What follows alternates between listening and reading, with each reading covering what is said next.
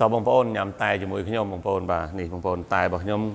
ងាយស្រួលឆុងទេបងប្អូនសាមញ្ញបាទអត់មានស្លឹកអត់មានអីទេគឺជាប្រភេទម្សៅបាទអញ្ចឹងបងប្អូនមានតែនឹងមកមានទឹកសុទ្ធមកជាការស្រេចទេបងប្អូនបាទអញ្ចឹងវិធីឆុងបងប្អូនបាទបងប្អូនចាក់ទឹកសុទ្ធចូលឬក៏ទឹកក្តៅបាទទឹកក្តៅអ៊ុនៗក៏បានដែរអូខេហើយបងប្អូនដាក់ម្សៅតែនឹងចូលទៅ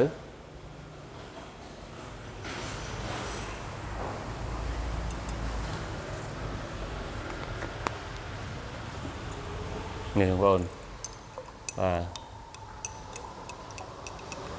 ឈ្ងុយបាទគាត់ដាក់ម្សៅតែចូលឈ្ងុយហើយអូខេបើសិនជាបងប្អូនមានទឹកប្រទាលណាបងប្អូននេះទឹកប្រទាលនេះយើងអាចដាក់ចូលបានបាទធម្មតាយើងវាល់វា4គម្រប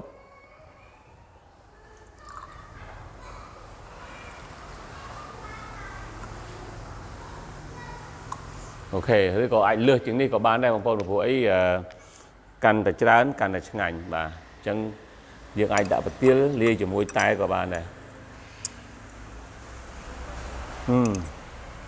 បាទឆ្ងាញ់មែនតើបងប្អូនបាទអញ្ចឹងវិធីញ៉ាំតែរបស់ខ្ញុំនេះគឺសាមញ្ញបាទស្រួលឆុងហ្នឹងហើយជារៀងរាល់ព្រឹកបងប្អូនកុំភ្លេចបាទសម្រាប់បងប្អូនណាដែលទីមួយគាត់ពិបាកក្នុងការញ៉ាំទឹកសបាទឬក៏ទឹកសុទ្ធនេះបាទព្រលឹមឡើងអត់ចេះញ៉ាំទេបាទញ៉ាំទៅចេះក្អួតអីចឹងណាបងប្អូនបាទអញ្ចឹងបងប្អូនលាយម្សៅតែនេះឈ្ងុយឆ្ងាញ់ហើយបើបានលាយជាមួយទឹកប្រទាលនេះទៀតកាន់តែឆ្ងាញ់ព្រោះអីទឹកប្រទាលនេះវាជូរអែមបាទជូរអែមអញ្ចឹងមានរសជាតិឆ្ងាញ់ហើយបន្ថែមក្លិនដែលយើងកាន់តែញ៉ាំទឹកបានច្រើនទៀតអូខេអញ្ចឹងសិនបងប្អូនមានចង្អុលបន្ថែមបាទចង់ដឹងពីរឿងតែនឹងឆុងរបៀបម៉េចអីបាទអត់ទាន់ច្បាស់បងប្អូនអាចឆាតសួរខ្ញុំបានបាទអរគុណច្រើន